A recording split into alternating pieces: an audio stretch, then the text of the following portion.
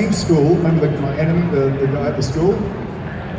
This school has a weird sort of history of people who end up in somehow intertwined, but there was a guy at that same school and his name was Stork, but we called him Bones, because in high school he was like about 6'8", and he was always by himself, because he was kind of like, you know, I mean, it's just one of these unfair things when you're a school kid, right?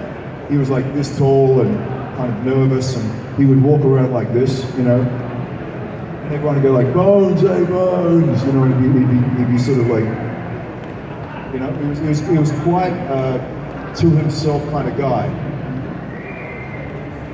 One day, I was in the playground with the rest of the guys, and we're all sitting around, and we saw Bones walking across the, you know, with his big frame walking across the playground, and this bully from like the year above us got in front of him and was kind of like bullying him. And Bones was really tall, and nobody had ever seen anything but sort of Bones on his own. And all of a sudden, Bones with these big long arms just went, and he knocked this guy over, like knocked him on his ass, you know? And I swear to you, at that moment, a thunderbolt came down and hit Bones in the head and turned him into Thor. Because within 2 weeks, he was in the rugby team. I remember, I played rugby, right? And I remember running in the middle of a, you know, the opposite team, you know, was smashing our way through. And I get the ball, I was very fast when I was young, so I was on the back line. The ball comes out to me.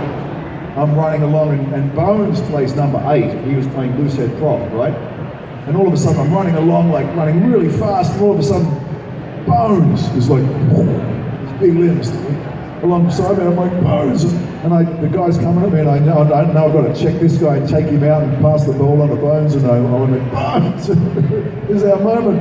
And I hit my guy and popped the ball up in the air, and Bones took it and went through and scored. And I was like, Bones, you know, like this guy's life transformed. He went from being kind of like this skinny guy that was kind of picked on to being kind of like, I don't know, he became a titan.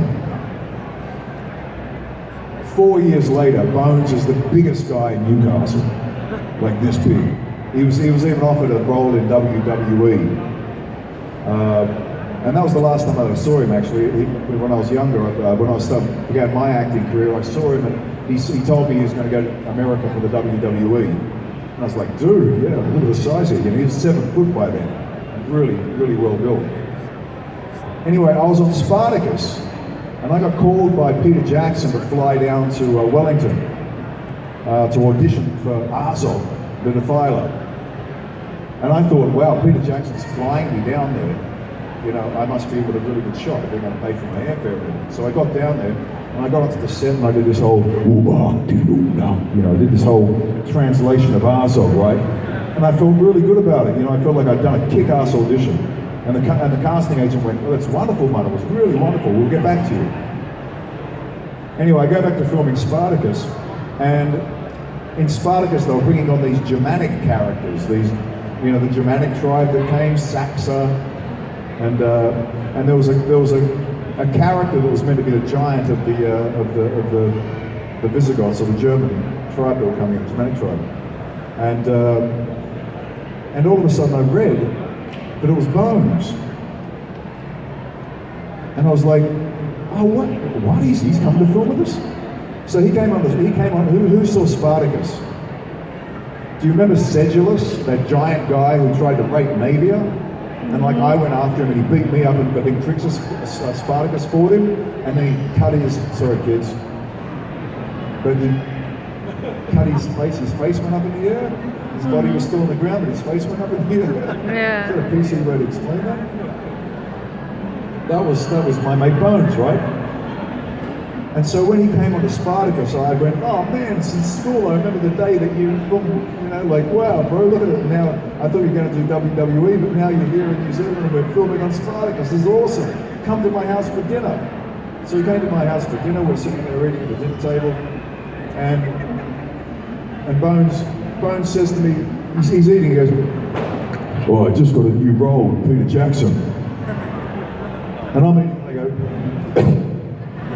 which role? And he's like, oh, the king of the orcs or something, Azov. And I'm like, oh yeah. You know what, the worst thing is I never told him at that stage that I'd auditioned for it. I just went, oh, congratulations.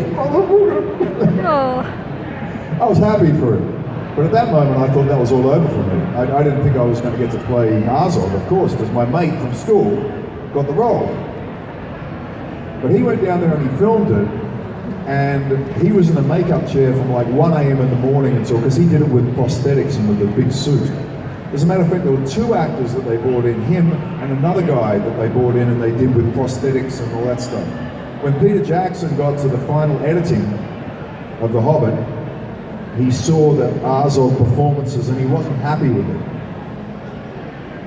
I don't know what the exact problem was, but it just didn't fulfill, you know, like, you know, in Star Wars, how Darth Vader was originally that Welsh actor, and he had a Welsh accent, and then they heard it and they went, we've got to get another voice, and they got James Earl Jones's voice to be the voice of Darth Vader. Otherwise he would have sounded like a Welsh man. You know, take the princess to the Death Star, you know?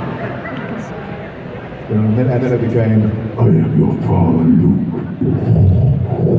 You know, I mean, that's the big difference that can happen, right? So Peter Jackson saw what had happened and wasn't happy with it. So he wanted a complete change, and they decided to go for motion capture. And then they thought it was performance-based, not necessarily size-based. So instead of me having to be 7 foot tall, they went back to their auditions and they thought that I had done a strong audition and I had the physical ability to create Azog. So I went down there, and here's another story. I got offered the role, and I would never have been allowed to do it by my producers on Spartacus, because we were in the second last episode of the whole show, and I was heavily involved.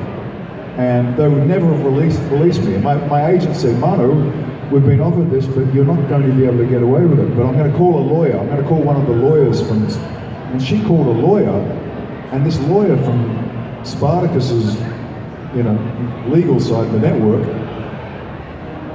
God bless them, said to me, oh, what we don't know won't hurt us.